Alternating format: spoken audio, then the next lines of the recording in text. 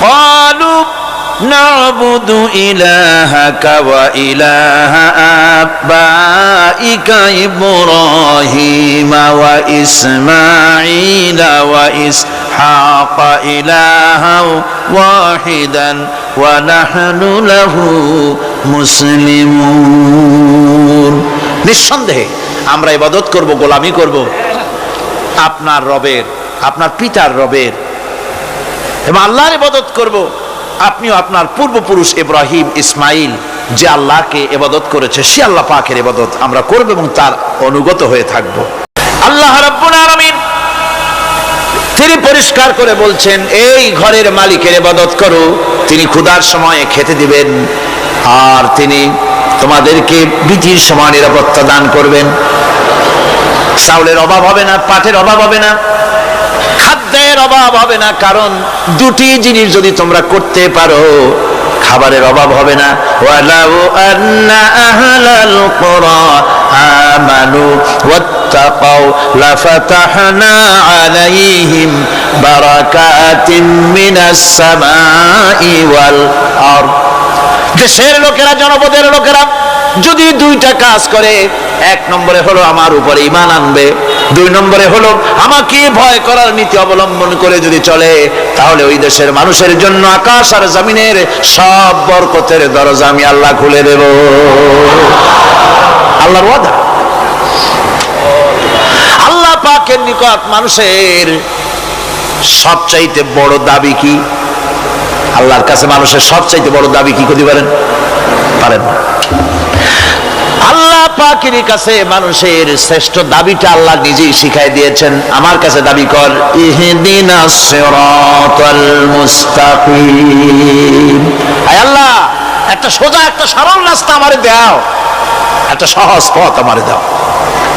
এই কথা সূরা ফাতিহা দাবি করার পর আল্লাহ রাব্বুল আলামিন এই অভিনন্দনের জবাবে, 7টা বাক্যের অভিনন্দনের জবাবে আল্লাহ রাব্বুল আলামিন 30 পারা কোরআন শরীফ নাজিল করে দিলেন।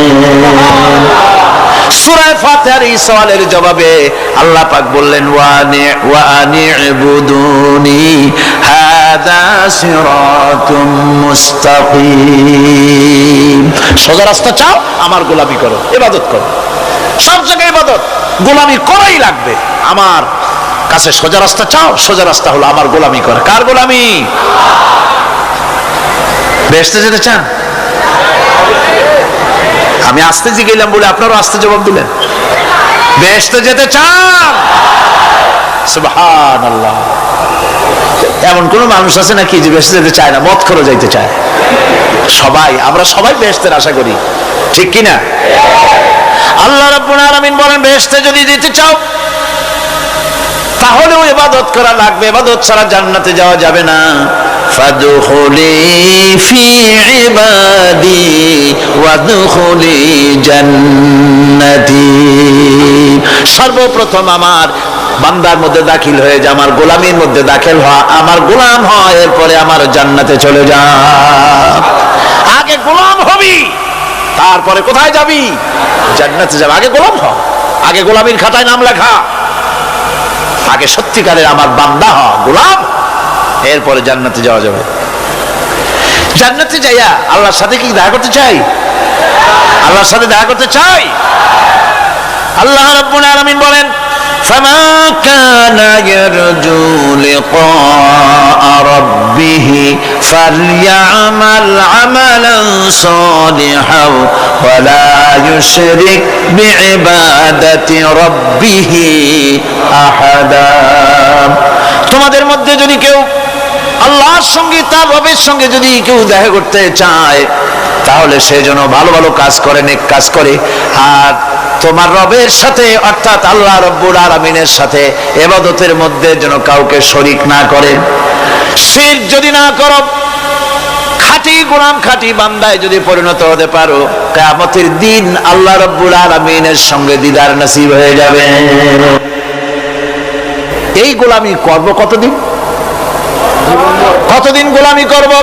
এই প্রশ্নের জবাবে আল্লাহ রাব্বুল আলামিন কোরআনে কারীমের মধ্যে জবাব দিয়ে দিয়েছেন, ওয়াবুদ রাব্বাকা হাত্তা ইয়াতিয়াকাল ইয়াকিন। মানে পর্যন্ত, যতক্ষণ না নাক দিয়ে শেষ প্রশ্বাসটি নিঃশ্বাসটি বেরিয়ে যাচ্ছে, ততক্ষণ পর্যন্ত আনুগত্য গোলামি সবটা হবে কার? জোরে চিল্লায় এখন কার? এই গোলামি জীবনের সব ক্ষেত্রে করতে পারলে আমরা মুসলমান, আর করতে না পারলে মুসলমান নামে মুনাফিক। না পারলে কি?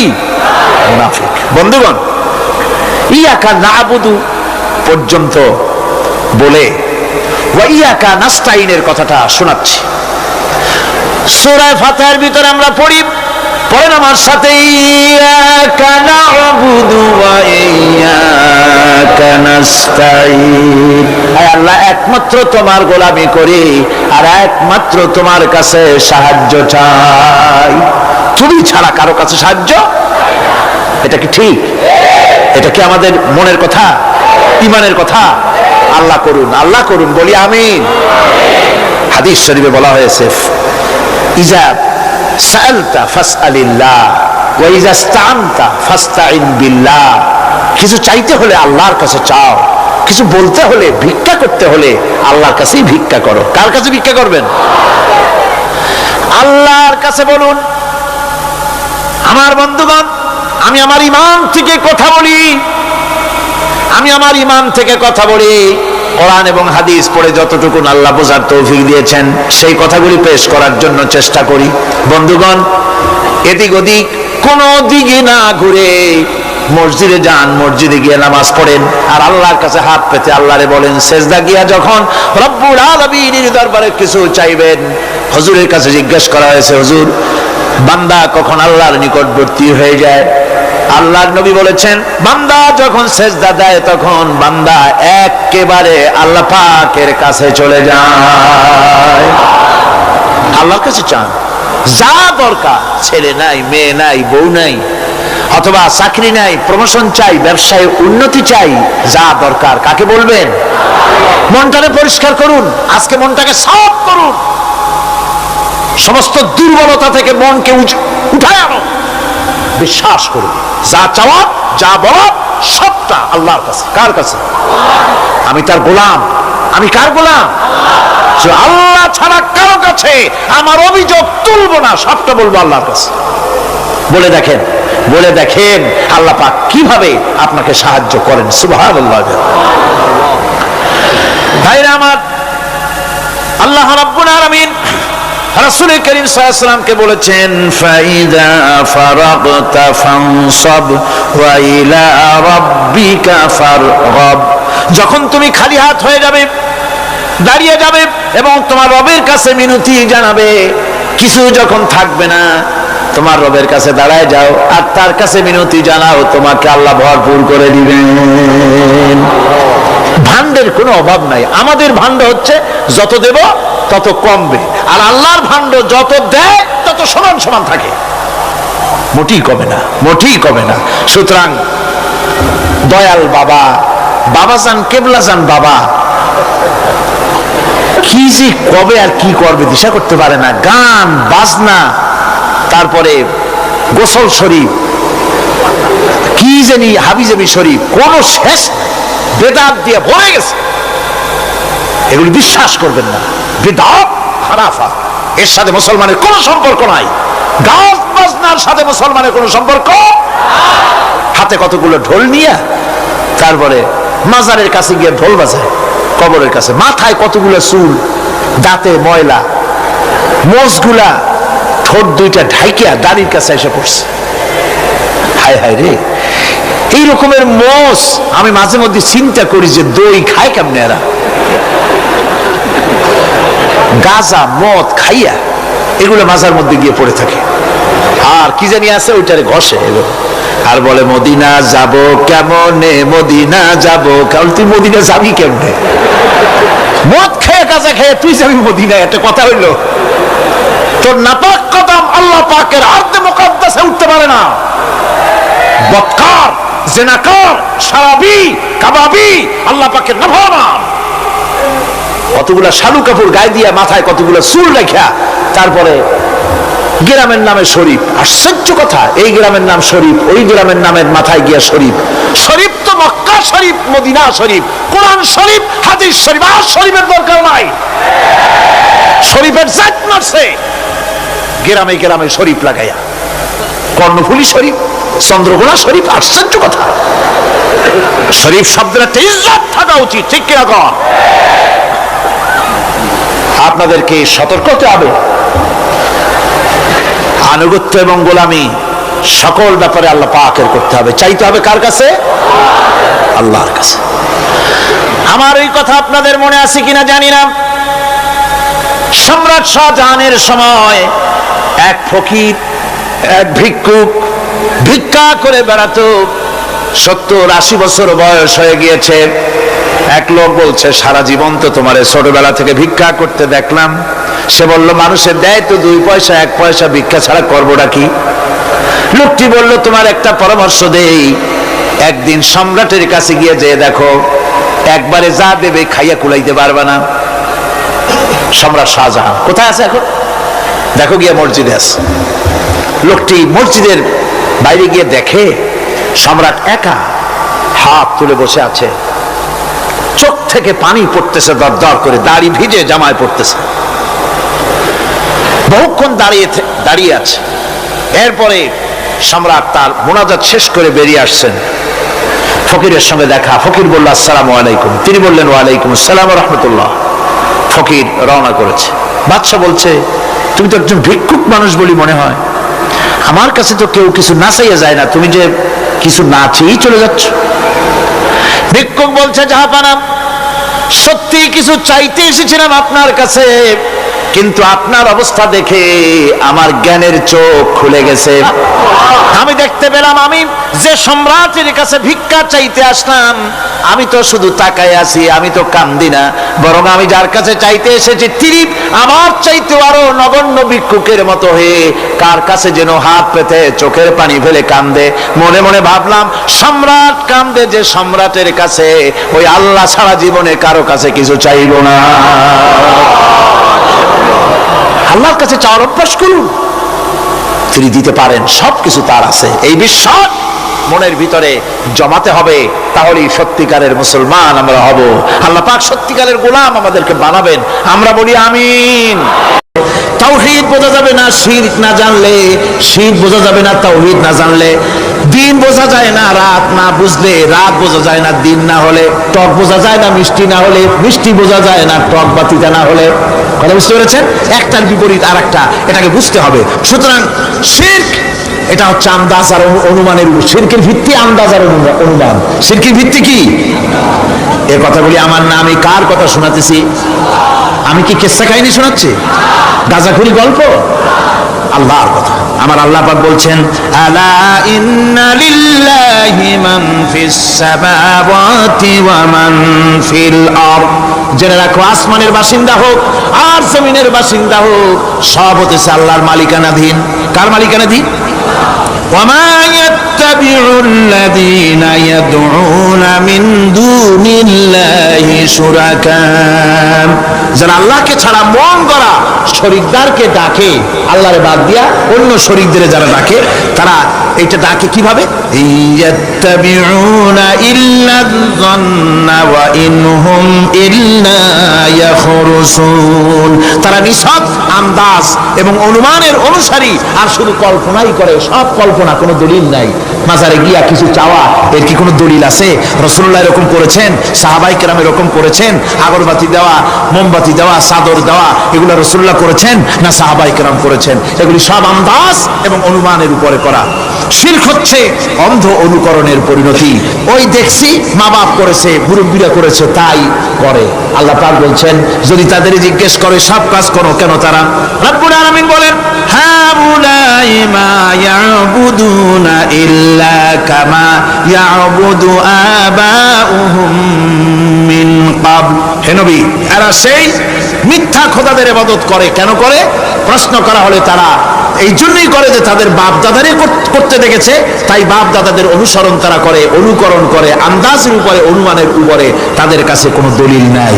এই শিরক থেকে ফিরে থাকার জন্য সূরা লোকমানের মধ্যে দেখুন, হযরতে লোকমান তিনি তার সন্তানকে ডেকে বলছেন, ইয়া বুনাইয়া ইয ক্বালা লুকমানু লিবনিহি ওয়া হুয়া ইয়াইযুহু ইয়া বুনাইয়া লা তুশরিক বিল্লাহ ইন্নাশ শিরকা লাযুলমুন আযীম।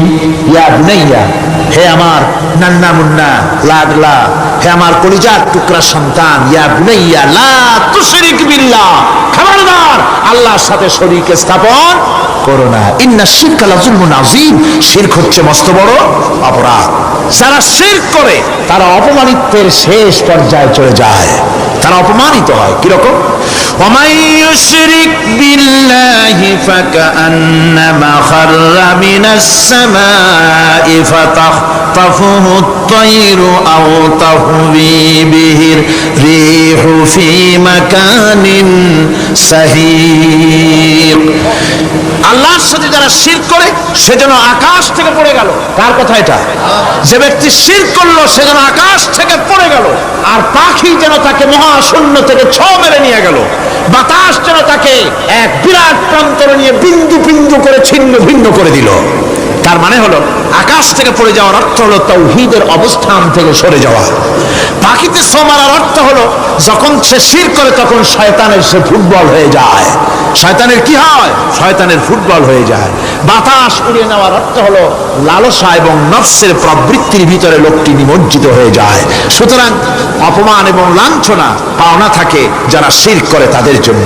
আল্লাহ শিরকের ব্যাপারে একটা দৃষ্টান্ত দিচ্ছেন। আল্লাহ পাক কোরআন শরীফে অনেক দৃষ্টান্ত দিয়েছেন। দৃষ্টান্ত দিলে লোকেরা বোঝে ভালো, ঠিক কিনা কোন?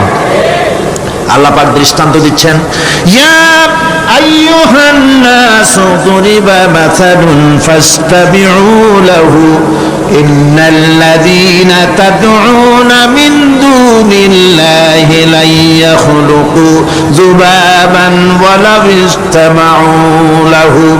আল্লাহ পাক বলেন, হে মানব সকল, আমি আল্লাহ একটা দৃষ্টান্ত দিতেছি, তোমরা শোনো। সুবহানাল্লাহ। আল্লাহ পাক বলছেন, আমি একটা দৃষ্টান্ত দেই, তোমরা শোনো। ফাসতামিউ লাহু, কান পাতা ভালো করে শোনো আমার দৃষ্টান্তটা। আমি আল্লাহর বাদ দিয়ে যারা অন্যদেরকে ডাকে প্রয়োজন পুরাবার জন্য, সন্তান পাওয়ার জন্য, স্বাস্থ্য ভালো হওয়ার জন্য, ঋণ মুক্ত হওয়ার জন্য, ইবাদত করার নিয়ত নিয়ে আমারে বাদ দিয়ে তারা যারা ডাকে, যাদেরকে ডাকা হলো ওরা তো মাছির মতো একটা প্রাণীও বানাইতে পারে না। ছোট্ট একটা মাছিও বানাইতে পারে? জোরে বলেন, পারে? মাছির মতো প্রাণী বানানো তো দূরের কথা। ওয়াইয়াসলুবুহুম যুবাবু শাইআ লা ইস্তানকিযুহু মিনহু যাউফাত তালিব ওয়াল মাতলুব। ওই মাছি যদি তার কাছ থেকে কোনো জিনিস হরণ করে নিয়ে যায়, মাছির কাছ থেকে ওটা ফিরায় রাখার ক্ষমতা তার নাই। মূর্তি বানানো হয় 10খানা হাত, 20খানা হাত, 40টা মাথা, সামনে ডাব আছে, চিড়া আছে, কলা আছে, মুড়ি আছে, কত খাবার। মাছিতে সব যদি নিয়ে যায়, কুত্তায় দাঁড়ায় যদি গায়ে পেশাবও করে দেয়, এতগুলা হাত একটা হাত দিয়েও সরাইয়া দিতে পারে না। আল্লাহ পাক বলেন, দাউফাত তালিবু ওয়াল মাতলুব। যাদের কাছে ওরা চায়, ওই আশ্রয় প্রার্থী আর আশ্রয়দাতা দুটোই দুর্বল। হাদিস শরীফে এসেছে, একবার এক মুশরিক রাসূল করিম সাল্লাল্লাহু আলাইহি ওয়াসাল্লামের কাছে এসেছেন একটা ভাঙ্গা, ঠ্যাং ভাঙ্গা, কল্লা ভাঙ্গা একটা মূর্তি নিয়ে। হুজুর বলছেন যে তোমার এই মূর্তিটার কল্লা ঠ্যাং ভাঙ্গা কেন? সে ব্যক্তি কইল যে হুজুর, এটা হলো আমার খোদা। বিপদ আপদ থেকে বাঁচার জন্য সবসময় বলে রাখি, না জানি কোন সময় কোন বিপদে পড়ে যাই। পথে চলতে গিয়ে পেশাব আসলো, ভাবলাম খোদারে নিয়ে এই কাম করুন, তার রাস্তার উপরে দাঁড় করায় রাখা, এরপরে আমার কাজ সারলাম। এসে দেখি খোদাটার মাথা থেকে শুরু করে পা পর্যন্ত খালি ভিজা। ভাবলাম খোদার শরীর ভিজা, নিশ্চয়ই কোনো বরকতের পানি হবে। কোলে তুলে নিয়ে চাট আরম্ভ করলাম। চাটতে গিয়ে টের পাইলাম যে গন্ধ লাগে টক টক। আশ্চর্য কথা, বরকতের পানি এরকমের ঝাঁঝালো গন্ধ, নাক ছিঁড়ে যাওয়ার মতো। বিষয়টা কি? কিসের বরকত? এদিক ওদিক তাকায় দেখি দূরে একটা কুত্তা দাঁড়ানো, আর তার নিচের থেকে পানি টপকাচ্ছে। তখন বুঝলাম কি বরকতের পানি। কয় হুজুর, মেজাজটা খারাপ হয়ে গেল। খোদাটার ঠ্যাং না ধরিয়া ঠ্যাং ধরে বললাম, তুই খোদা না হুদা? কুত্তার পেশাব দিয়া নিজের বাঁচাইতে পারো না, আমারে বাঁচাবি কেমনে? হুজুর জিজ্ঞেস করলেন, আমার কাছে কেন এসেছো? মুশরিক ব্যক্তি বলছি, ইয়া রাসূলুল্লাহ, জীবনের ভুল বুঝতে পেরেছি, আমি এখন তাওহীদের শরবত পান করতে এসেছি। নবীজি বললেন, পড়ো লা ইলাহা ইল্লাল্লাহু মুহাম্মাদুর রাসূলুল্লাহ। আল্লাহ পাক কি সুন্দর করে বুঝাচ্ছেন, আমি ছাড়া কারো কোনো ক্ষমতা নাই। আল্লাহুল্লাযী খালাকাকুম সুম্মা রাযাকাকুম সুম্মা ইউমীতুকুম সুম্মা ইউহয়ীকুম। আল্লাহ বলছেন, ও বান্দারা শোনো, আমি আল্লাহ তোমাদেরকে সৃষ্টি করেছি, শুধু সৃষ্টি করি নাই, খাবার দিছি। কে দিয়েছেন খাবার? সৃষ্টি করেছি, খাবার দিয়েছি, এরপরে তোমাদের মৃত্যু করব, আবার মৃত্যুর উপরে আমি আল্লাহ তোমাদের জিন্দা করব। হাল মিন শুরাকাইকুম মাইয়াফআলু মিন যালিকুম মিন শাই। তোমরা তাদের পূজা করো, তোমরা তাদের ইবাদত করো, আমি আল্লাহ ছাড়া আমি যে সব কাজ করি, এই সব কাজ তোমাদের ওই সব দেবদেবতারা করতে পারে? আল্লাহ বলেন পারে না। সুবহানাহু ওয়া তাআলা আম্মা ইউশরিকুন। তিনি পবিত্র, পবিত্র পবিত্র। তারা যে সমস্ত কথা বলে আর আল্লাহর সাথে যে সমস্ত জিনিস দিয়ে শরীক স্থাপন করে, তার থেকে আল্লাহ মহান পবিত্র। আল্লাহ পাক বলেন, দেখো আমার কত ক্ষমতা, চিন্তা করো। কুল আরাইতুম ইন আখাযাল্লাহু সামআকুম ওয়া আবসারাকুম ওয়া খাতামা আলা কুলুবিকুম মান ইলাহুন গায়রুল্লাহি ইয়াতিকুম বিহি। আল্লাহ পাক বলেন, নবী আপনি বলেন, বলে দিন, আল্লাহ যদি, তোমরা কি কখনো এই কথা চিন্তা করে দেখেছো, আল্লাহ যদি ইচ্ছে করেন তাহলে তোমাদের কানের শ্রবণ শক্তি আল্লাহ পাক বন্ধ করে দিতে পারেন, ইচ্ছে করলে তোমাদের চোখ দুটির দৃষ্টি শক্তি আল্লাহ পাক কেড়ে নিতে পারেন, ইচ্ছে করলে তোমার বিবেক বুদ্ধি সব লোপ পায়া পাগলে পরিণত করে দিতে পারেন। পারেন কিনা জোরে কোন? আল্লাহ পাক বলেন, কখনই কি সব কথা চিন্তা করেছো? ইচ্ছে করলে আমি তোমার শ্রবণ শক্তি বন্ধ করে দিতে পারি, চোখের দৃষ্টি শক্তি, চোখের নূর কেড়ে নিতে পারি, বিবেক বুদ্ধি লোপ পাওয়া দিতে পারি। এরপরে এগুলি যদি আমি করি, মান ইলাহুন গায়রুল্লাহি ইয়াতিকুম বিহি, তাহলে আমি আল্লাহ ছাড়া এমন কি আছে? আবার তোমার দৃষ্টি শক্তি ফিরায় দিতে পারে, আবার তোমার শ্রবণ শক্তি ফিরায় থাকে, ফিরায় দিতে পারে, আবার তোমার বিবেক শক্তি ফিরায় দিতে পারে। আছে কি কেউ? আছে? আল্লাহ পাক বলেন, নবী আপনি বলেন, আমার নিয়ামত খায় লাভালাভি করো, আমার নিয়ামত খাও, পানি খাও, মাছ খাও, গোশত খাও, যে পানি না হলে তোমাদের জীবন বাঁচে না। কুল আরাআইতুম ইন আসবাহা মাউকুম গাওরান ফামান ইয়াতিকুম বিমাইন মাইন। নবী বলে দিন, সমুদ্রের পানি, দরিয়ার পানি, কুয়ার পানি, পাতালের পানি, সমস্ত পানি যদি আমি আল্লাহ শুকায় দেই, তাহলে এমন কোন খোদা তোমার আছে নতুন করে পানি আমদানি করে দিতে পারে? কি সুন্দর করে আল্লাহ বুঝাচ্ছেন, সুবহানাল্লাহ, সুবহানাল্লাহ। আল্লাহ পাক আবার বলেন, শোনো বান্দারা, ও নবী আপনি মানুষকে ভালো করে বুঝান। কুল আরাইতুম ইন জাআলাল্লাহু আলাইকুমুল লাইলা সারমাদান ইলা ইয়াউমিল কিয়ামাহ। ও নবী ভালো করে বুঝান, আমি যদি এই রাত্রটাকে টেনে কিয়ামত পর্যন্ত লম্বা করে দেই, এই রাত যদি আর সকাল না হয়, মান ইলাহুন গায়রুল্লাহি ইয়াতিকুম বিদিয়া, আমি আল্লাহ ছাড়া কে আছে রাতের অন্ধকার দূর করে দিয়ে সূর্যের আলো এনে দিতে পারে? আছে কেউ? আফালা তাসমাউন, তোমরা শুনতে পাও না? কান নাই? আল্লাহ পাক বলছেন, শুনতে পাও না? ইচ্ছে করলে আমি তা করতে পারি। শুধু তাই নয়, কুল আরাইতুম ইন জাআলাল্লাহু আলাইকুমুন নাহারা সারমাদান ইলা ইয়াউমিল কিয়ামাহ, আমি যদি ইচ্ছে করি দিনটাকে টেনে নিয়ে কিয়ামত পর্যন্ত লম্বা করে দিতে পারি। মান ইলাহুন গায়রুল্লাহি ইয়াতিকুম বিলাইলিন তাসকুনুনা ফীহি আফালা তুবসিরুন, তাহলে আমি আল্লাহ ছাড়া কোন শক্তি এমন আছে যে দিনের এই আলোর ঝলকানি দূর করে দিয়ে রাতের পর্দা এনে তোমার জন্য শান্তির ঘুম এনে দিতে পারে, শান্তিপূর্ণ পরিবেশ সৃষ্টি করে দিতে পারে কে আছে আমি আল্লাহ ছাড়া? তোমরা কি দেখতে পাও না, শুনতে পাও না, কান নাই, চোখ নাই? আল্লাহ পাক এভাবে করে মানুষকে সুন্দর করে করে শিরক থেকে বাঁচার জন্য বলছেন সমস্ত ক্ষমতা হচ্ছে আমি আল্লাহর। সমস্ত ক্ষমতা কার? আল্লাহ পাক বলেন এই শিরক যদি ছেড়ে না দাও, আমি ছাড়া অন্য কারো কাছে যদি সন্তান কামনা করো, স্বাস্থ্য কামনা করো, ঋণ মুক্তির কামনা করো, জেনে রাখো কুল তামাত্তাউ ফাইন্না মাসীরাকুম ইলান নার। আল্লাহ পাক বলেন নবীদের বলে দেন ফুর্তি করো, খাও, জনমের মতো লুটে কুটে খাও, এরপরে জায়গা হবে জাহান্নাম। জায়গা হবে কোথায়? শিরক যারা করে তাদের জায়গা হবে জাহান্নাম। আল্লাহ বলে দিয়েছেন ইন্নাহু মান ইউশরিক বিল্লাহি ফাকাদ হারামাল্লাহু আলাইহিল জান্নাহ ওয়া মাওয়াহুন নার। যে ব্যক্তি শিরক করবে তার জন্য আল্লাহ পাক জান্নাতকে হারাম করে দিবেন। নাউজুবিল্লাহ। আল্লাহর জান্নাত হারাম, যারা শিরক করবে তাদের জন্য বেহেশত কি হারাম। আমার বন্ধুগণ বড় মারাত্মক কথা, খবরদার এই শিরক থেকে আমাদেরকে বাঁচতে হবে। আল্লাহ সব গুনাহ মাফ করবেন, শিরকের গুনাহ আল্লাহ পাক বলছেন ইন্নাল্লাহা লা ইয়াগফিরু আন ইউশরাকা বিহি ওয়া ইয়াগফিরু মা দুনা যালিকা লিমান ইয়াশা। আল্লাহ রাব্বুল আলামিন শিরকের গুনাহ মাফ করবেন না, সমস্ত গুনাহ মাফ হয়ে যাবে, শিরকের গুনাহ রব্বুল আলামিন মাফ করে দিবেন না। ওয়া মান ইউশরিক বিল্লাহি ফাকাদ ইফতারা ইসমান আযীমা। যারা শিরক করলো তারা আল্লাহর সাথে মিথ্যা আরোপ করলো, জুলম করলো আল্লাহর উপরে। জোরে কর নাউযুবিল্লাহি মিন যালিক। ভাইরা আমার, সুতরাং আমাদেরকে ডাকতে হবে একমাত্র আল্লাহ পাককে। কাকে ডাকতে হবে? আল্লাহ পাককে ডাকতে হবে। তিনি আমাদের সমস্ত প্রয়োজন মিটিয়ে দিবেন। এই বিশ্বাস আছে তো? এই বিশ্বাস হয়েছে?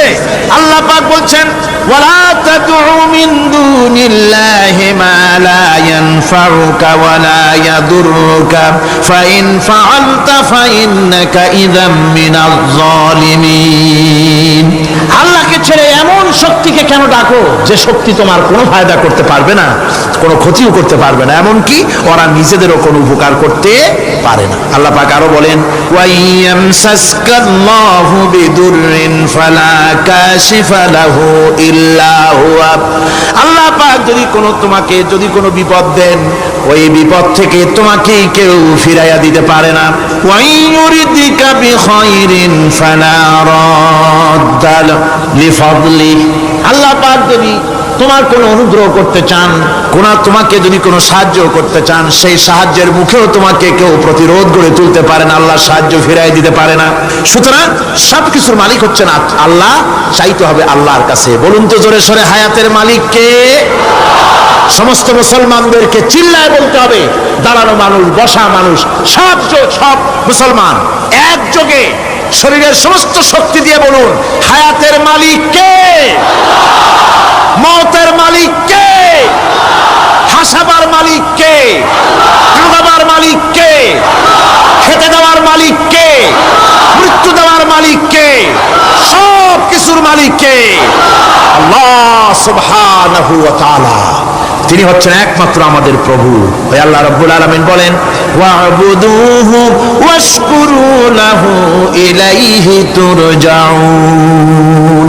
ওই আল্লাহর ইবাদত করো, তার শুকর আদায় করো, তার দিকেই আমাদের সকলকেই ফিরে যেতে হবে। আমরা বিপদে পড়ি, মুসিবতে পড়ি, যে অবস্থায় থাকি আল্লাহ আমাদেরকে বাঁচান, রক্ষা করেন, এই বিশ্বাস আমাদের মনের মধ্যে সবসময় থাকতে হবে। আমরা ঝড়ের মধ্যে পড়ি, বৃষ্টির মধ্যে পড়ি, বিপদে পড়ি, যেখানেই থাকি, যত কষ্ট করি, সব জায়গায় আল্লাহ আমাদের হেফাজত করেন। কে করেন? হেফাজত। সুতরাং কোনো মাজারে নয়, কোনো কবরে নয়। আপনারা এর থেকে, এই সমস্ত শিরক এবং বেদাত থেকে আপনাদেরকে বাঁচতে হবে। আকাশ থেকে, জমিন থেকে খাদ্য, রিজেক, ভালো সবকিছু আল্লাহ পাক আমাদেরকে দেন। আইলাহুম্মা আল্লাহ, এই সমস্ত কাজে আল্লাহর কোনো শরীক নাই। আছে নাকি কোনো শরীক? যদি থাকে কুল হাতু বুরহানাকুম ইন কুনতুম সাদিকিন। যদি তোমাদের কোনো দলিল থাকে, যদি সত্যবাদী হও তোমাদের দাবিতে, তাহলে সেই দলিল তোমরা নিয়ে আসতে পারো। আমাদেরকে পরিষ্কারভাবে সবকিছু চাইতে হবে আল্লাহর কাছে। এই ঈমান আজকে পোক্তা হলো তো? যারা বলেন পোক্তা হলো? আমরা মোনাজাত করবো। এখন কি করব? মোনাজাত হবে। দাঁড়ানো ভাইরা বসেন, এক মুহূর্তের ভিতরে দাঁড়ানো ভাইরা বসে পড়ুন। আল্লাহর কাছে এখন আমরা চাইবো। আজকে জুমার রাত, আজকে কিসের রাত? যে আল্লাহর এত শক্তির কথা বললাম, সেই আল্লাহর কাছে চাইবো, ভিক্ষা করবো আজকে আল্লাহর কাছে চাইবো। আল্লাহর কাছে চাওয়া থেকে যারা মাহরুম হয় তাদের অবস্থা যে কত করুণ। আল্লাহর কাছে যদি হাত পাতার মতো হিম্মত না হয়, মুআযাতের কথা শুনে যারা হাঁটে, আমার দুঃখ হয় তাদের জন্য, করুণা হয় তাদের জন্য। আল্লাহ পাকের কাছে হাত তুলতে হবে, আল্লাহর কাছে হাত তুলতে হবে। কার কাছে হাত তুলতে হবে? আল্লাহর কাছে। এখন মোনাজাত হবে, দাঁড়ানো ভালো বসেন, কোন মুসলমান দাঁড়ানো থাকবেন না। সাহায্য আমরা প্রাণ ভরে চাইবো আল্লাহর কাছে। কার কাছে? একটি হাদিস আপনাদেরকে শোনাতে হয়। রুবিয়াত তাবারানী ফি ইসনাদিহি আন্নাহু কানা ফি জামানিন নবী সাল্লাল্লাহু আলাইহি ওয়াসাল্লাম মুনাফিকুন ইউযিল মুমিনিন فقال بعضهم قوموا بنا نستغيث برسول الله صلى الله عليه وسلم من هذه المنافق। তাবারানী হাদিস, এটি সনদ সহকারে হাদিসটি এসেছে। সেটা হচ্ছে যে রাসূল করিম সাল্লাল্লাহু আলাইহি ওয়াসাল্লামের জামানায় একজন মুনাফিক এক এলাকায় মুসলমানদেরকে খুব রকম নির্যাতন করতেছিল। এলাকার মুসলমানেরা বলল যে চলো আমরা যাই, রাসূল করিম সাল্লাল্লাহু আলাইহি ওয়াসাল্লামের কাছে সাহায্য চাই, তিনি যদি মুনাফিক থেকে আমাদের বাঁচান। এবং তারা গিয়ে রাসূলের কাছে মুনাফিক থেকে বাঁচার জন্য সাহায্য চাইলেন। فقال النبي صلى الله عليه وسلم إنه لا يستغاث بي وإنما يستغاث بالله। শোনো মুসলমানেরা, খবরদার আমার কাছে সাহায্য চাইও না, সাহায্য চাইবে কেবলমাত্র আল্লাহ পাকের কাছে। সাহায্য চাইতে হবে আল্লাহ পাকের কাছে। সুতরাং কোরআন থেকে, হাদিস থেকে আপনাদের সামনে কথাগুলি তাওহীদ এবং শিরকের ব্যাপারে কথাগুলি স্পষ্ট করে বলে দেওয়া হলো। আন জাবির বিন আব্দুল্লাহ রাদিয়াল্লাহু তাআলা আনহুমা قال سمعت رسول الله صلى الله عليه وسلم يقول من لقي الله لا يشرك به دخل الجنة। হযরত জাবির রাদিয়াল্লাহু তাআলা আনহু বলছেন, আমি শুনেছি রাসূলুল্লাহ বলেছেন, মুসলিম শরীফের হাদিস, আমি শুনেছি আমার কানে রাসূলুল্লাহ বলেছেন, যে ব্যক্তি আল্লাহর দরবারে এই অবস্থায় উপস্থিত হবে যে সে কোনো শিরক করে নাই, আল্লাহ তাকে বেহেশত দিয়ে দিবেন।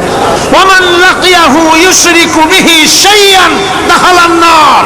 আর যে ব্যক্তি আল্লাহর দরবারে উপস্থিত হবে এমন অবস্থায় যে শিরক করেছিল, আল্লাহ পাক তাকে জাহান্নাম দিয়ে দিবেন। নাউযুবিল্লাহ পড়েন, নাউযুবিল্লাহ পড়েন।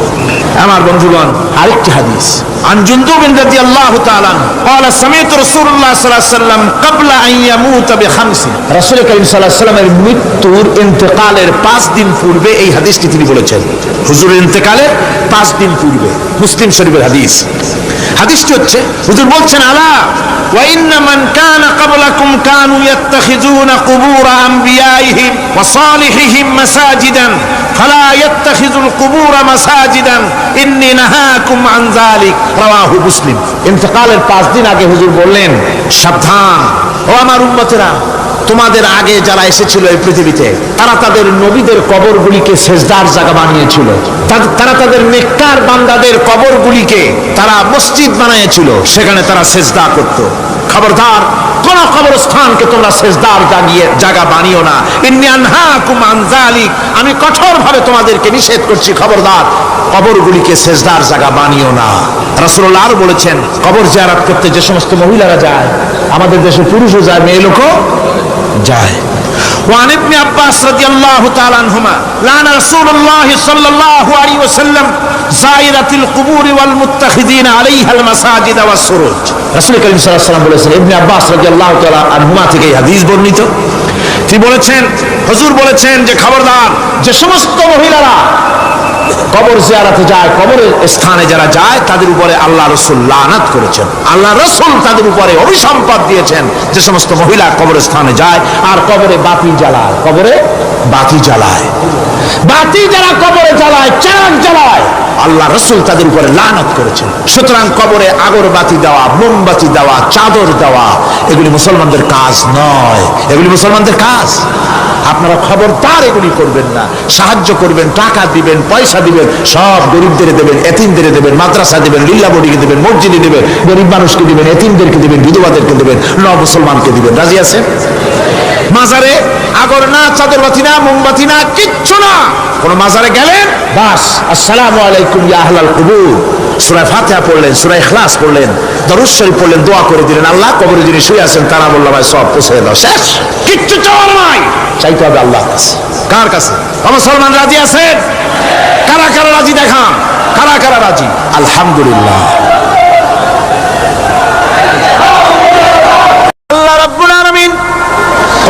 শরীফের ভিতরে বলেছেন আশ-শামসু ইয়ামবাগি লাহা আন তুদরিকাল কামারা ওয়ালাল লাইলু সাবিকুন নাহার ওয়া কুল্লুন ফি ফালাকি ইয়াসবাহুন।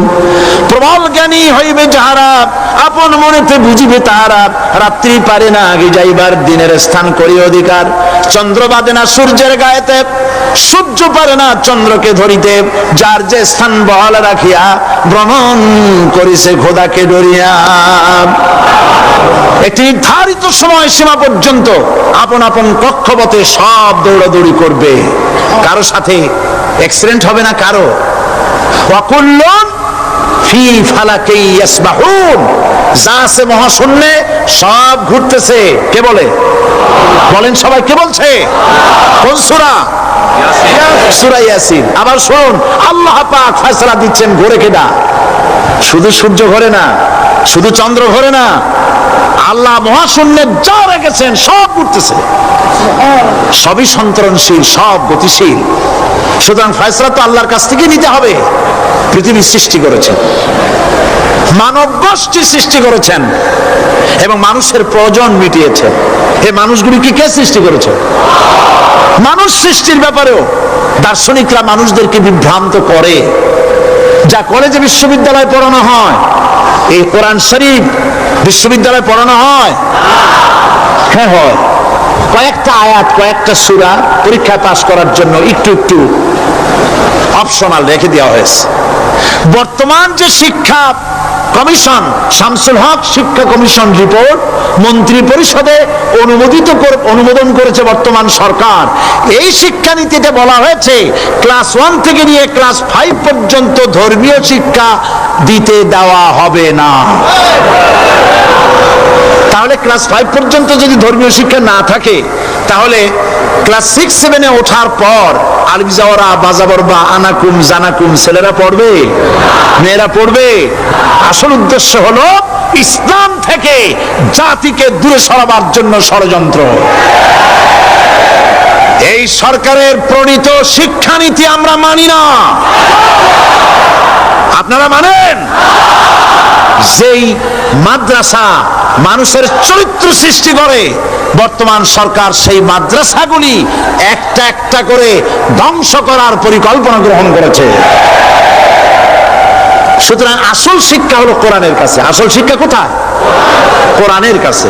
কোরআন যদি শিখানো হতো, কোরআন যদি শেখানো হতো কলেজে বিশ্ববিদ্যালয়, তাহলে গতকাল চট্টগ্রাম বিশ্ববিদ্যালয় থেকে যেসব ছেলেরা বিশ্ববিদ্যালয় কর্তৃপক্ষ কর্তৃক বরাদ্দকৃত, হাইজ্যাক করা নয়, বরাদ্দকৃত 4খানা বাস দিয়ে কোরআন শুনতে আসতে চেয়েছিল, বর্তমান সরকারের তথাকথিত সোনার ছেলেরা আসতে দিল না।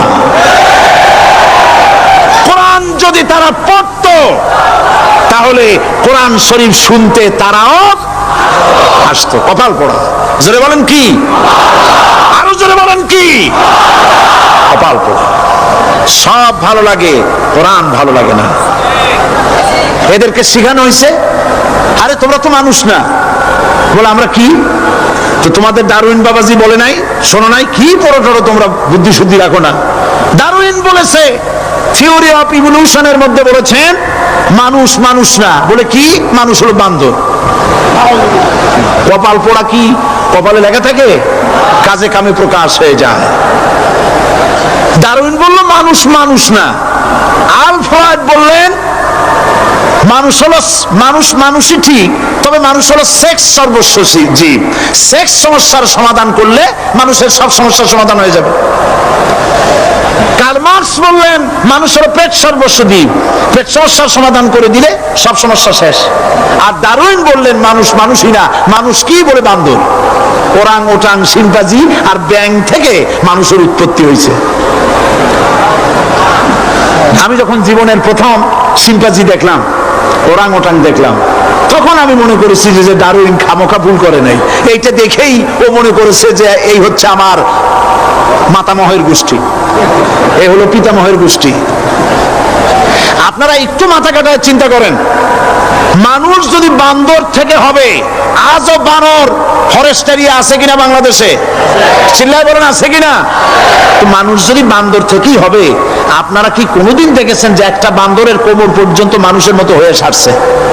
আর কিছুদিন গেলেই পুরো মানুষ হয়ে যাবে, গলা পর্যন্ত মানুষের মতো হয়ে গেছে, আর কদিন গেলেই মানুষ হয়ে যাবে। দেখছেন কখনো? আচ্ছা আপনারা বলেন, পাবদা মাছ আপনারা চট্টগ্রামে কি বলেন? পাবদাই বলেন। পাবদা মাছ দেখতে কি মাছের মতো লাগে? বোয়াল মাছের মতো। কোন পাগলে কি বলছে কথা যে বোয়ালের পূর্বপুরুষ পাবদা? পাবদাগুলি পুটি টুটি খাইয়ে খাইয়ে আস্তে আস্তে বোয়াল হয়ে গেছে, এ কথা কেউ বলে? আচ্ছা, শোলের যে ছোট সাইজ, শোল মাছ, গজাল মাছ, এর যে ছোট্ট সাইজ ভর্তা করে খায়, শুটকি বানায় খায়, ওগুলোর কি বলে? টাকি মাছ। এই টাকি মাছ দেখতে শোল মাছের মতো। কেউ পাগলকে আজ পর্যন্ত বলেছে যে শোল মাছের পূর্বপুরুষ টাকি, টাকিগুলা সারমার খাইয়া আস্তে আস্তে শৌলে পরিণত হয়ে গেছে? কেউ বলেছে কখনো? ডারউইন কয় বোতল খাইয়া যে এই মতবাদ লিখছে আল্লাহই ভালো জানে, যে বান্দরের থেকে মানুষ আবিষ্কার হয়েছে। নাউজুবিল্লাহ। এগুলি পড়ানো হয় কলেজে, বিশ্ববিদ্যালয়, তাই আমাদের সোনার ছেলেরা বান্দরামি করে। ওদের যদি পড়ানো হইতো তোমরা বান্দরের গোষ্ঠী নও, তোমরা মানুষ। মর্যাদা কার বেশি, বান্দরের না মানুষের? এ পৃথিবীর প্রথম মানুষকে আদম আলাইহিস সালাম। আদম হইছেন কি দিয়ে? মাটি দিয়ে। আল্লাহ রাব্বুল আলামিন যিনি মানুষ সৃষ্টি করেছেন, তিনি কোরআন শরীফের ভিতরে বলে দিয়েছেন, আমি প্রথমেই বলেছি, আপনারা লক্ষ্য করুন, এই কোরআন তাবিজের কিতাব নয়, এই কোরআন তদবিরের কিতাব নয়, ঝাড়ফুঁকের কিতাব নয়। কোরআন হলো পৃথিবীর মানুষের জন্য কোড অফ লাইফ, পূর্ণাঙ্গ জীবন বিধান। সবকিছু আল্লাহ পাক কোরআনের ভিতরে বলে দিয়েছেন, কোন জিনিস বাদ দেন নাই। আপনি আমি কেমনে সৃষ্টি হয়েছি আল্লাহ পাক কোরআনের ভিতরে বলেছেন, ইন্না খালাকনাকুম মিন তুরাবিন সুম্মা মিন নুতফাতিন সুম্মা মিন আলাকাতিন সুম্মা মিন মুদগা।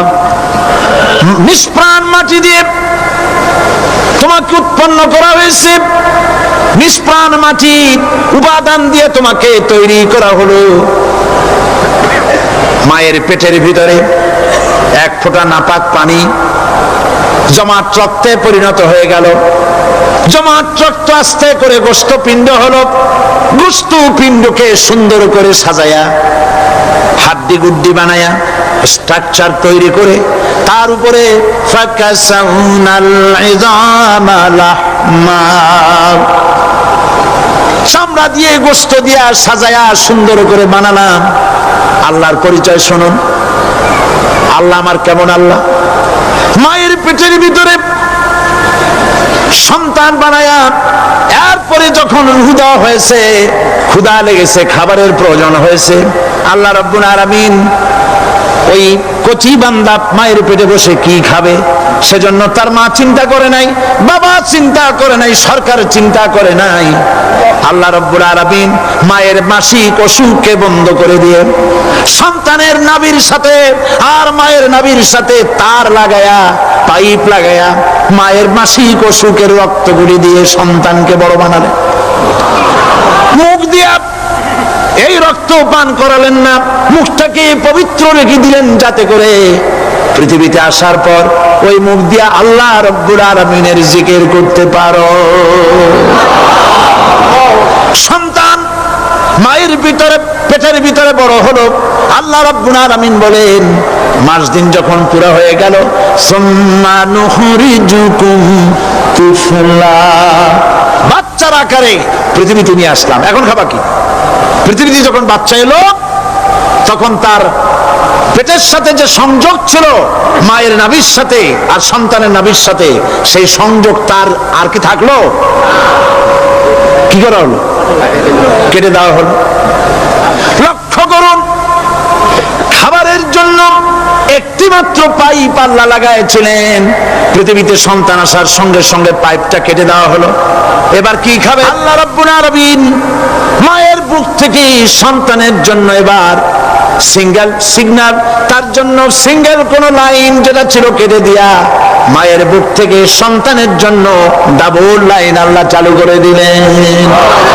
এমন দুধ বানায় দিলেন যা শুধু খাবার নয়, শুধু ফুড ভ্যালু নয়, এই দুধের ভিতরে ক্যালসিয়াম, এর মধ্যে ভিটামিন, এর মধ্যে আয়রন, এর মধ্যে মেডিসিন। দুনিয়ার এই সন্তান ছিল ফি কারারিন মাকিন, সুরক্ষিত জায়গার ভিতরে ছিল, কোনো পলিউশন সেখানে যেতে পারতো না, রোগের জার্ম সেখানে যেতে পারতো না। দুনিয়ায় এলো দূষিত আবহাওয়ার ভিতরে, এই সন্তানকে এখনই অ্যান্টিবায়োটিক খাওয়ালে পরে অসুবিধা হবে। আল্লাহ রাব্বুল আলামিন মায়ের দুধের ভিতরে ঔষধ দিয়া রোগের প্রতিষেধক বানায়া দিলেন। এ হলো আমার আল্লাহ। এ আমার কে? আল্লাহ। জোরে বলেন আল্লাহ। আল্লাহ আল্লাহ রাব্বুল আলামিন মায়ের দুধ দিয়ে সন্তানকে বড় করলেন আর শোনায় দিলেন, খবরদার এই মায়ের সাথে, এই বাপের সাথে নাফরমানি করবি না। মা বাপের জন্য আমার কাছে দোয়া করবে, রব্বির হামহুমা কামা রাব্বায়ানি সগীরা। সবাই পড়েন আমার সাথে, রব্বির হামহুমা কামা রাব্বায়ানি সগীরা। আল্লাহ পাক শিখায় দিলেন বান্দারে আমার কাছে দোয়া করায়, আল্লাহ আমার মা বাপ আমাকে ছোটবেলায় যেভাবে স্নেহের কোলে লালন পালন করেছে, এইভাবে আমার মা বাপ তোমার রহমতের কোলে লালন পালন করো। মনে থাকবে ভাইরা? বলে মনে থাকবে? প্রত্যেক নামাজের পরে মা বাবার জন্য দোয়া করবেন, বেঁচে থাকুক আর মরে যাক, দোয়া করবেনই। মনে থাকবে? রব্বির হামহুমা কামা রাব্বায়ানি সগীরা। আবার পড়েন, রব্বির হামহুমা কামা রাব্বায়ানি সগীরা। আল্লাহ পাক মায়ের মর্যাদা এত বাড়াইছেন, সাহাবী প্রশ্ন করেছে, ইয়া রাসূলুল্লাহ খেদমত করব কার? হুজুর বলেন তোমার মায়ের, তারপরে কার? তোমার মায়ের, তারপরে কার? তোমার মায়ের, তারপরে কার? তোমার পিতার। বাপের চাইতে মায়ের মর্যাদা আল্লাহ 3 গুণ বাড়াইয়া দিলেন, 3 গুণ বৃদ্ধি করে দিলেন। হাদিস শরীফে এসেছে, হযরত আবী হুরায়রা রাদিয়াল্লাহু তাআলা আনহু রাসূলের কাছে এসে রাতের বেলায় কাঁদতেছিলেন। হুজুর প্রশ্ন করলেন, আবু হুরায়রা কাঁদো কেন? হযরত আবু হুরায়রা বলছেন, হুজুর মা আমাকে মেরেছে। তিনি প্রশ্ন করলেন, আচ্ছা মা তোমার মারলো কেন? তুমি কি কোনো বেয়াদবি করছো? তিনি বললেন না। তবে মারলো কেন? হযরত আবু হুরায়রা বলেন, ইয়া রাসূলুল্লাহ আপনার খেদমত থেকে বাড়ি ফিরতে আমার দেরি হয়ে গিয়েছিল। গভীর রাত্রে যখন বাড়ি গেছি, মা আমাকে প্রশ্ন করলেন, বাবা দেরি হলো কেন, কোথায় ছিলি? তাম পৃথিবীর মানুষ যেই কদম মোবারক চুমু দিতে পারলে ধন্য হয়ে যায়, সেই আখিরি জামানার পয়গম্বর নবী মুহাম্মদ রাসূলুল্লাহ সাল্লাল্লাহু আলাইহি সাল্লামের দরবার থেকে আসতে আমার দেরি হয়ে গেছে। ইয়া রাসূলুল্লাহ আমার মা আপনার নাম শুনে তার গা জ্বলে উঠল, তিনি কাফের মুশরিকা। আপনার নাম শুনে অগ্নি শর্মা হয়ে আমাকে ধরে পিটানো আরম্ভ করলেন আর বললেন, আবু হুরায়রা হয় মুহাম্মদ সাল্লাল্লাহু আলাইহি সাল্লামের বাড়ি ছাড়বি, নইলে আমার বাড়ি ছাড়বি, কি করবি বল? মার খেতে খেতে আমি বললাম, মা তোমার গায়ে যত শক্তি আছে আমারে মারো, তোমার বাড়ি শুদ্ধ, তাম দুনিয়াটা ছেড়ে দিতে পারি, মুহাম্মদ রাসূলুল্লাহর কদম মোবারক ছেড়ে দিতে পারি না। হুজুর আমার মা গলা ধাক্কা মেরে আমাকে বের করে দিয়েছেন। হুজুর বলছেন, আবু হুরায়রা মা তোমাকে মেরেছে আর আমার কাছে নালিশ করছো, আমি তোমার মায়ের কোনো বিচার করতে পারবো না। সুবহানাল্লাহ। এত বড় পাওয়ারফুল নবী, শানওয়ালা, ইজ্জতওয়ালি, বরকতওয়ালি, এত বড় নবী বলছেন মা মেরেছে, আমার করার কিচ্ছু নাই। সুবহানাল্লাহ। তোমার মা মুশরিকা হোক আর যাই হোক, তোমার মা। সুবহানাল্লাহ বলেন। আমার বন্ধুগণ, হযরত আবু হুরায়রা বলেন, ইয়া রাসূলুল্লাহ মায়ের বিরুদ্ধে কোনো অভিযোগ নিয়ে আমি আপনার কাছে আসি নাই। হুজুর বললেন, কেন আসছো বলো খুলে? আবু হুরায়রা বলেন, হুজুর আমি জানি আপনি আল্লাহর দরবারে যদি কোনো ব্যাপারে হাত তোলেন আল্লাহ মঞ্জুর করে ফেলেন। আপনি দয়া করে আমার মার জন্য দোয়া করেন, আল্লাহ যেন হেদায়েত দিয়ে দেন। আমার নবীজি দুখানে হাত উত্তোলন করলেন, বললেন, আল্লাহুম্মা ইহদি উম্মা আবি হুরায়রা, আয় আল্লাহ আমি দোয়া করতেছি আবু হুরায়রার মাকে হেদায়েত নসিব করো। হুজুর হাত তুলে মোনাজাত করছেন, আবু হুরায়রা দৌড় দিলেন বাড়ির দিকে। কয়েকজন সাহাবী হযরত আবু হুরায়রার জামা টেনে ধরেছে, এই ভদ্রলোক দৌড়ায় কেন? এত শান্ত মানুষ, কখনো গরম হয়ে কারো সঙ্গে কথা বলে না, এই মানুষটা দৌড়ায় কেন? কোনো বিপদ হইল নাকি? জামা টেনে ধরে বলে, আবু হুরায়রা দৌড়াও কেন? হযরত আবু হুরায়রা বলেন, জামাত ছেড়ে দাও, কোনো বিপদ আমার হয় নাই, আমি দৌড়াইয়া বাড়ি যাই দেখতে চাই। আমি দৌড়াইয়া আগে বাড়ি যেতে পারলাম না, আমার নবীর দোয়া আগে আমার বাড়ি চলে গেছে, আমি এটা দেখতে চাই। হযরত আবু হুরায়রা দৌড়াতে দৌড়াতে বাড়ি চলে গেছেন। দরজায় নক করলেন, ভেতর থেকে আওয়াজ এলো, কে? তিনি বললেন, আমি আবু হুরায়রার মা, দরজা খুলে দাও, আমি তোমার সন্তান। মা বললেন, বাবা অপেক্ষা করো, দরজা খুলতেছে। হযরত আবু হুরায়রা বলেন, মায়ের গলার আওয়াজের ভেতরে কুফরি কর্কশতা পেলাম না, মায়ের গলার আওয়াজের ভেতরে তাওহীদের নরমিয়াত পেলাম। আমার কাছে মনে হলো আমি আবু হুরায়রা বাড়ি আসার আগে নবীজির দোয়া আল্লাহর আরশে পৌঁছে গেছে। আবু হুরায়রা বলছেন, মা আমার কিছুক্ষণ পরে ঘরের থেকে বেরিয়ে এসেছেন, আমি দেখলাম মায়ের শরীর ভিজা, মাথার চুল দিয়া পানি টপকাচ্ছে। মা আমার বললেন, বাবারে তোমাকে মারার পর আমি নিদারুণ অনুশোচনায় পড়েছিলাম, মনে মনে ভাবলাম, আহারে আমার সন্তানরা আমি কেন মারলাম? সে তো কোনো খারাপ কাজ করে নাই, কোনো খারাপ জায়গায় যায় নাই, এত ভালো মানুষ যার সম্পর্কে লোকেরা খামোখাই মিথ্যা কথা বলে, এই ভালো মানুষটার কাছে গেছে, সেজন্য আমি মারলাম কেন? বাবা গো, আমি আমার ভুল বুঝতে পেরেছি, জীবনের ভুলও ধরা পড়েছে, আমাকে জলদি করে নিয়ে চলো বিশ্ব নবীর দরবারে। হযরত আবু হুরায়রার মা রাসূলুল্লাহর খেদমতে এসে ঘোষণা করলেন, আশহাদু আল্লা ইলাহা ইল্লাল্লাহু ওয়াহদাহু লা শারীকা লাহু ওয়া আশহাদু আন্না মুহাম্মাদান আবদুহু ওয়া রাসূলুহু। আমার ভাইরা, আল্লাহ রাব্বুল আলামিন মানুষ সৃষ্টি করে পৃথিবীতে পাঠিয়ে দিলেন, খাবারের ইন্তজাম করলেন, এগুলি সব আল্লাহর পরিচয়। আল্লাহরে চেনার জন্য বড় বড় কিতাব ঘাটা লাগে না, কিসমতে যদি থাকে দুই একটা দৃষ্টান্ত যথেষ্ট হয়ে যায়। সুবহানাল্লাহ, সুবহানাল্লাহ, দুই একটা দৃষ্টান্ত যথেষ্ট। আল্লাহ পাক সমস্ত সৃষ্টি জগৎকে তৈরি করলেন, সৃষ্টি করলেন, আর তাদের খাদ্যের ব্যবস্থা করলেন। কে করেছেন খাদ্যের ব্যবস্থা? খাদ্য দেন আল্লাহ। কিন্তু অহংকারী যারা, তারা বলে দেশের বাম্পার ফলনের জন্য সমস্ত কৃতিত্ব সরকারের। বলেন আস্তাগফিরুল্লাহ, বলেন নাউজুবিল্লাহ। এদের একজন বলছিল 3 বছর কিছু দিবার পারুম না, লোকেরা কয় আমরা না খাইয়ে থাকুম, আল্লাহ কয় আমিও দেহুম, কদ্দুর পারো না খাইয়ে থাকতে। ফসল কে দেন? জোরে বলেন, কে দেন? বাম্পার ফসলের ফলনের দাবি সরকার করতে পারে না, এটা কুফরি, এটা শিরক। জমিনের ফসল কে দেন? আকাশের বৃষ্টি কার? পানি কার?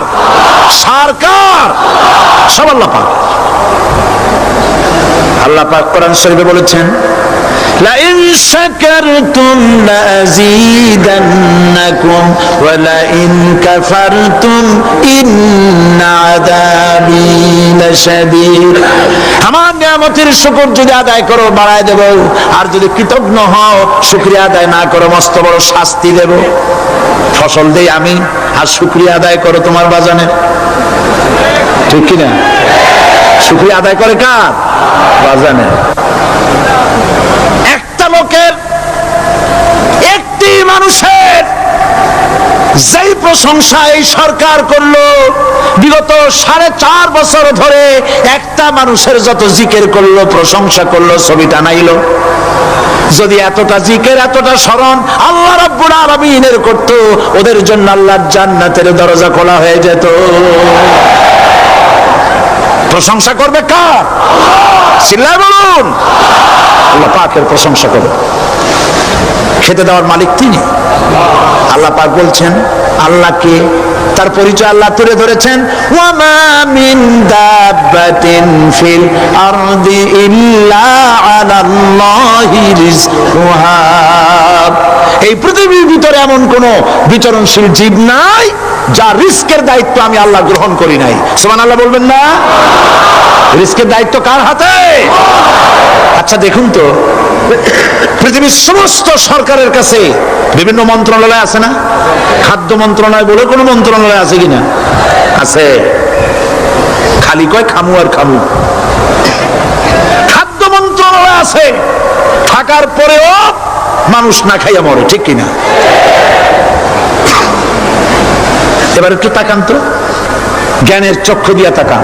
ফরেস্ট এরিয়া বাঘ আছে কিনা? নাই। সিংহ আছে কিনা? গন্ডার আছে কিনা? হাতি আছে কিনা? বিশাল বিশাল প্রাণী আছে কিনা?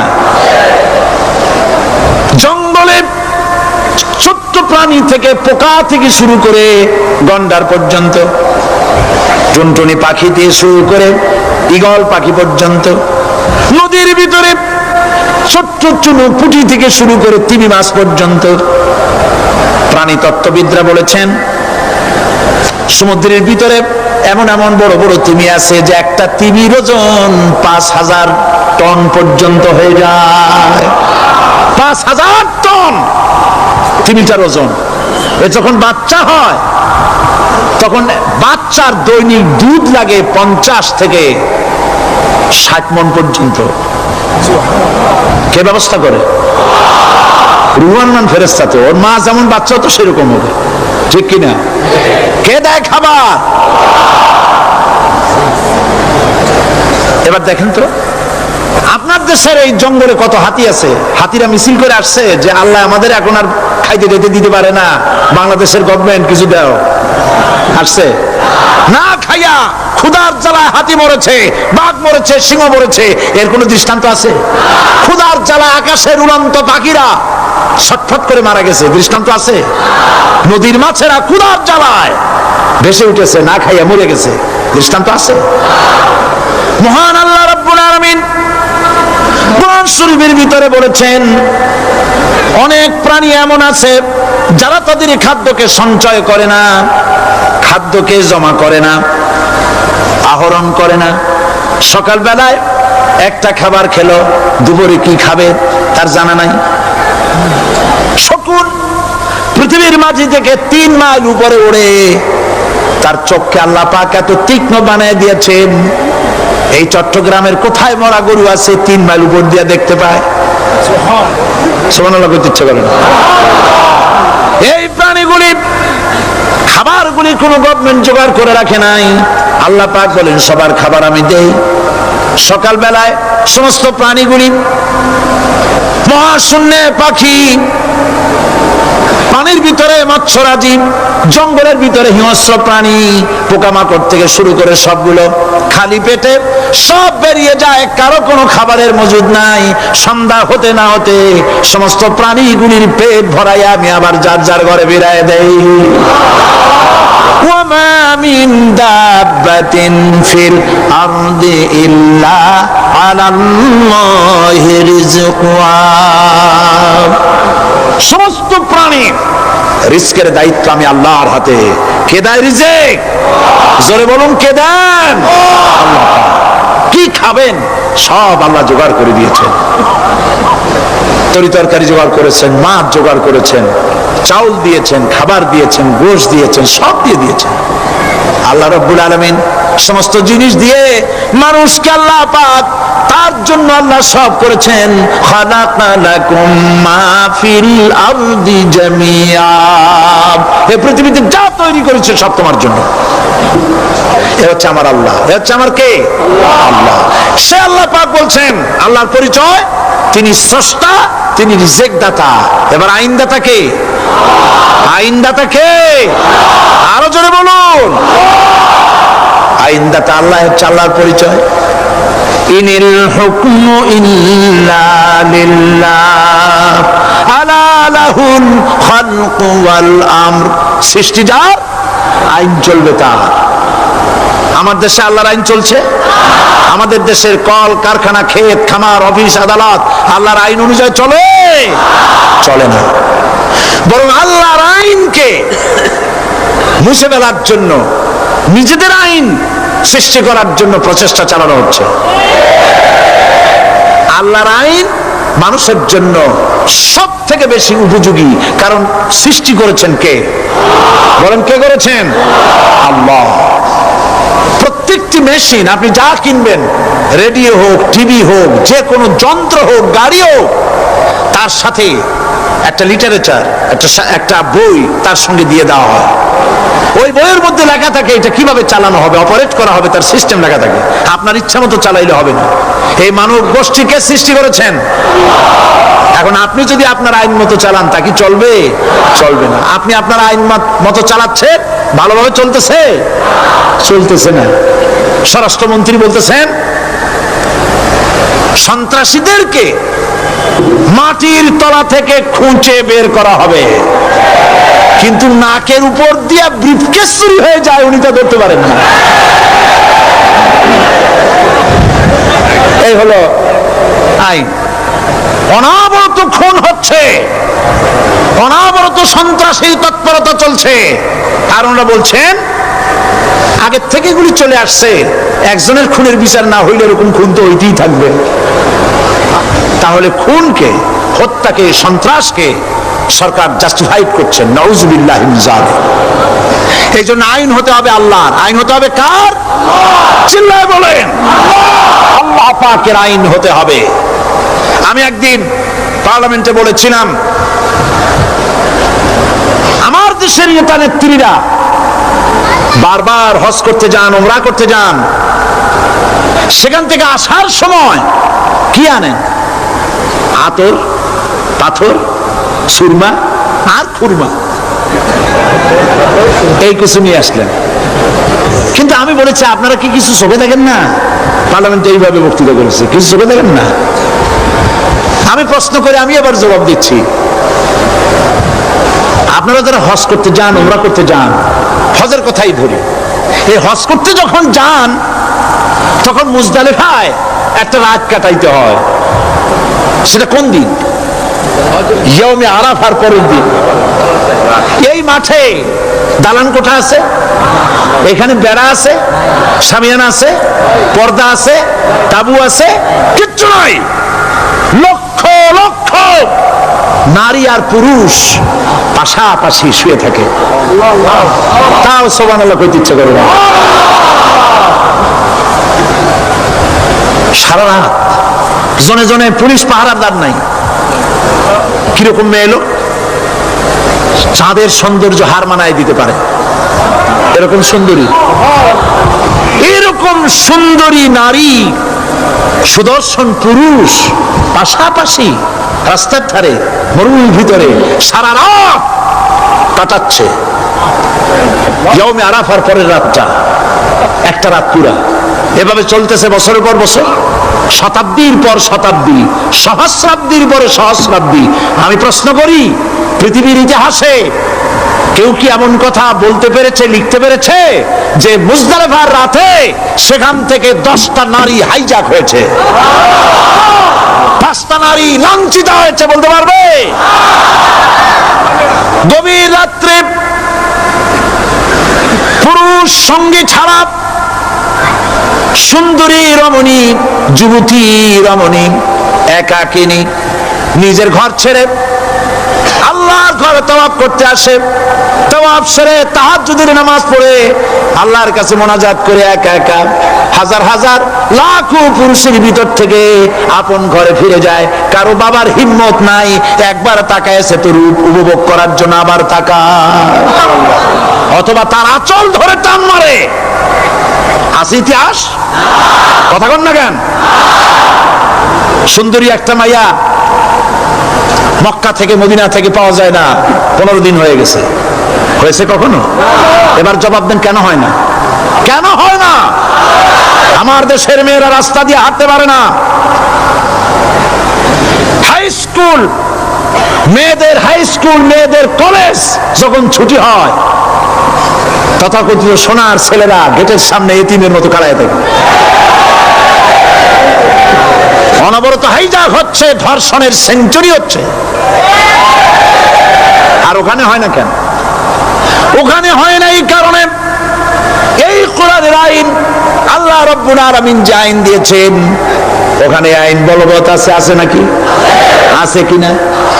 কোন পুরুষ কোন নারীকে ধর্ষণ করেছে যদি প্রমাণিত হয়, সে যদি ফাহাদের ছেলে হয় আর ফাহাদের মেয়েও হয়, কোরআনের শাস্তি হলো পাথর মেরে উড়াইয়া দাও।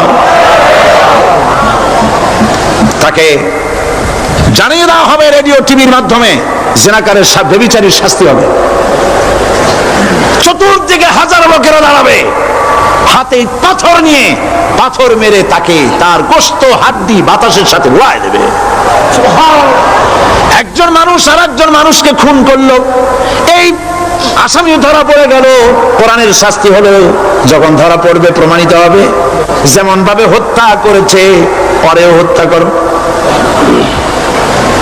এই দৃশ্য, এই আইন যদি বাংলাদেশে যদি এই আইন চালু হয়ে যেত, খুনের আসামি ধরা পড়েছে জেনার আসামি, প্রকাশ্য ময়দানে এলো, সাক্ষী প্রমাণে কোর্টে প্রমাণিত হলো সত্যি সে খুনি। এই বিশাল আউটার স্টেডিয়ামের মাঝখানে খুনি কি দাঁড় করাও, চতুর্দিকে হাজারো লাখো মানুষ থাকুক, রেডিও টিভির ক্যামেরা কার্যকর হবে, পত্র পত্রিকার সাংবাদিকরা আসবে, তরবারির এক আঘাতে খুনির কল্লাটা উড়ায় দাও, দেহটা নিঃসার হয়ে জমিনে পড়ে যাবে।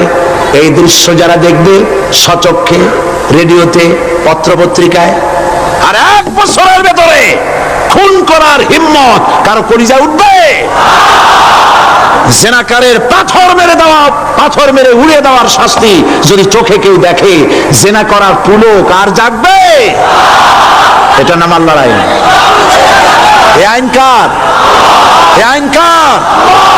এই আইন যতদিন পর্যন্ত বাংলার মানুষের, মুসলমানদের উপরে কার্যকরী না হচ্ছে, এই দেশে কার্যকরী না হবে, ততদিন পর্যন্ত হত্যা, ধর্ষণ, খুন বন্ধ হবে না। বন্ধ হবে? সুতরাং এই আইন হচ্ছে কার? আরো জোরে বলে, আল্লাহ রাব্বুল আলামিন। মহান আল্লাহ রাব্বুল আলামিনের এই আইন অনুযায়ী যদি দেশ চলে, মানুষ শান্তি পাবে, চুরি বন্ধ হবে, ডাকাতি বন্ধ হবে, জেনা বন্ধ হবে, হত্যা ধর্ষণ বন্ধ হয়ে যাবে।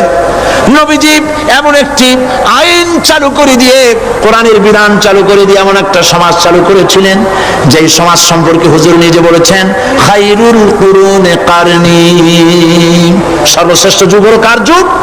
আমার যুগ। সুবহানাল্লাহ বলেন। রাসূলের যুগ হলো সর্বশ্রেষ্ঠ যুগ।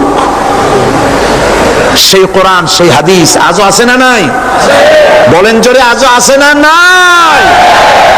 সেই কোরআন এবং সুন্নাহ দিয়ে দেশ শাসন হোক, এটা কি আমরা চাই? কারা কারা চাই? দু হাত উঁচু করে দেখা।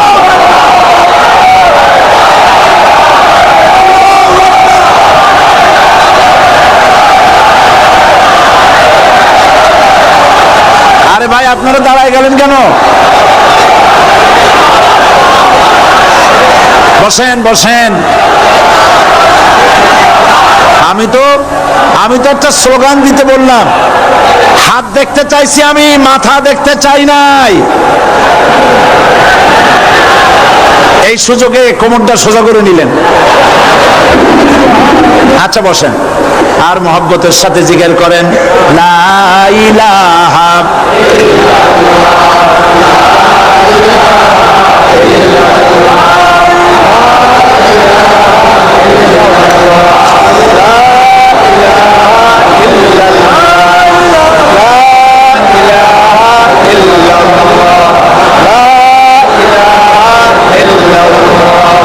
জোরে সরে সবাই জিকির করেন লা ইলাহা ইল্লাল্লাহ লা ইলাহা লা ইলাহা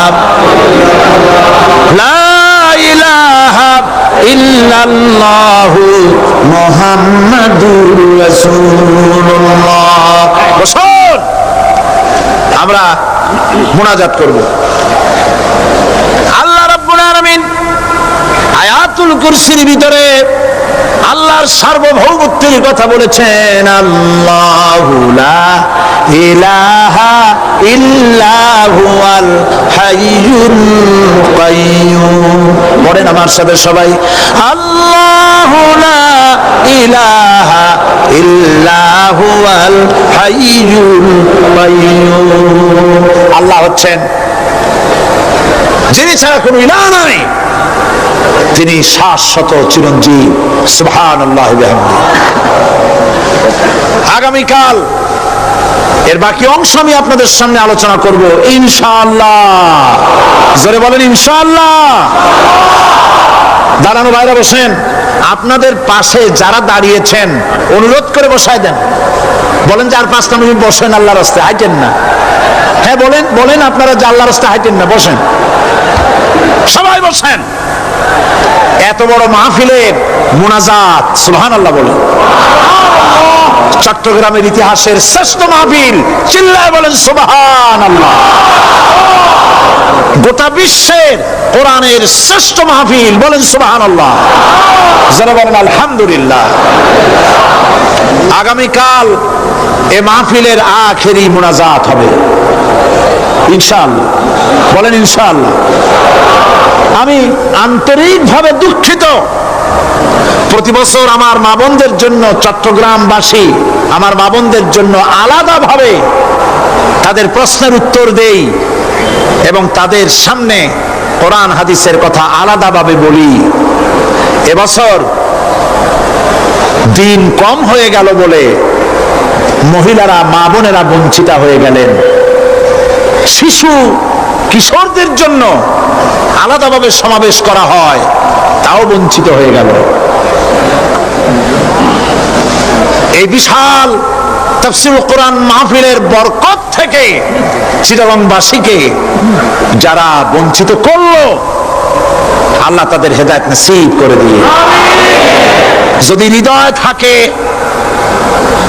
যদি হৃদয় বলে কিছু থাকে, বিবেক বলে যদি কিছু থাকে, আর শরীর যদি মুসলমানের পিওর রক্ত থাকে, তাহলে বাড়ি বসে অনুশোচনা করা উচিত, চোখের পানি ফেলানো উচিত ওই সব লোকের যারা এই বরকতপূর্ণ মাহফিলকে বাধা দিয়েছে। আর যাদের কলজার মধ্যে আল্লাহ মোহর মেরে দিয়েছে, এগুলোর তো হেদায়েত হবে না।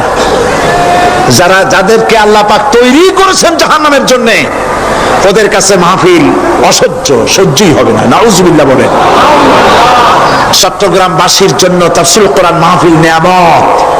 এই নিয়ামত কিয়ামত পর্যন্ত আল্লাহ টিকায় রাখুন, বলি আমিন। আগামীকালের আখেরি মোনাজাতে সমস্ত মুসলমান চতুর্দিক থেকে আল্লাহ পাকের নারা লাগাতে লাগাতে আসবেন। আল্লাহু আকবার, নারায়ে তাকবীর। ربنا ظلمنا أنفسنا وإن لم تغفر لنا وترحمنا لنكونن من الخاسرين ربنا لا تزغ قلوبنا بعد إذ هديتنا وهب لنا من لدنك رحمة إنك أنت الوهاب أي الله تعالى হাজার হাজার মুসলমান নরনারী ঠান্ডাকে উপেক্ষা করে তোমার দ্বীনের কথা শোনার জন্য, কোরআনে কারীমের কথা শোনার জন্য এই মাঠে এসে হাজির হয়েছে। আল্লাহ তুমি দয়া করে মেহেরবানি করে আলোচনার সওয়াবটুকু হুজুরে পুরনূর সাল্লাল্লাহু আলাইহি সাল্লামের রূহ মুবারকে পৌঁছে দাও। রব্বুল আলামিন, আমাদের মধ্য থেকে তাদের মা বাপ দুনিয়া থেকে জন্মের মতো বিদায় হয়ে গেছে। আল্লাহ, কবরে যদি আযাব থাকে দয়া করে আযাব মাফ করে দাও। আল্লাহ, আমাদের মা বাপের উপরে তোমার রহমত নাজিল করো। রব্বিরহামহুমা কামা রাব্বায়ানি সগীরা, রব্বিরহামহুমা কামা রাব্বায়ানি সগীরা। হে আল্লাহ রাব্বুল আলামিন, এই মাহফিলে যত লোক আছি আমরা, কার কোন ব্যাধি আছে, রোগ আছে, আমরা তুমি ভালো করে জানো। আমাদের প্রত্যেকের ব্যাধিকে তুমি শিফায়ে আজলা দান করে দাও।